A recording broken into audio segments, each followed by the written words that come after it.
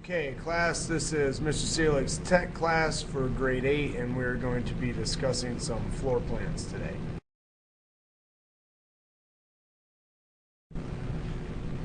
Today's agenda, we'll be discussing some floor plans, and I have some examples that we're going to look at. And mainly what we're focusing on is the separation between public and private spaces within homes. And we're doing this because we're going to create our dream home and come up with some plans of our own. This is a typical floor plan, and if we look at some of the spaces, you would see that you enter the house here, and here you have the living area, so the living room, and then back here is a dining room and a little kitchen, and then over here in this area seems to be all of the more private spaces. So we're talking bedrooms and whatnot, so you can see that there's a clear separation right through here of the private spaces and the living spaces. Here we have another typical floor plan. This is the downstairs of the floor plan. This is actually a two-story, and a lot of times what you will have is separation between the floors. So in this situation, you come in through the foyer or through the garage, and then this whole first floor is your public spaces. So you have the dining room and the kitchen, and again the living room. So this whole downstairs is the public space. And then on the next slide, we're going to look at the private spaces. All right, this is the upstairs of the floor plan that we were just looking at.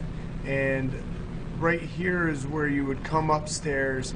And as you can see, this entire upper floor is all private space because you have the master bedroom, and this is pretty much the den and office area. And then you have two more bedrooms over here, and the laundry room and another bathroom. So the entire upstairs is entirely private. So what we have is the downstairs being public and then the upstairs being private, which is another common theme in houses.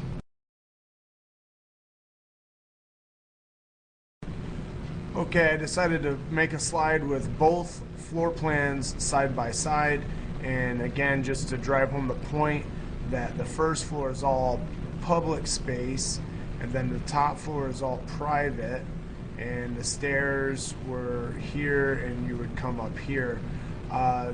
Typically you want your public and private spaces separated, and generally where you walk into the house will be more public.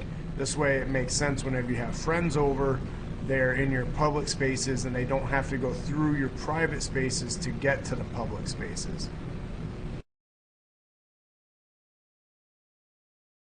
Okay, here are just a few questions that I thought might help and make you think a little bit about some of the things that we discussed. So the whole purpose behind separating public and private spaces, if you can think of these spaces in your house, it might help you visualize it a little bit better when you're analyzing other floor plans. And if you think that these spaces should be separated or not, and also if you have ever really noticed this prior to having it shown to you with this lesson. And we'll discuss more of this in class.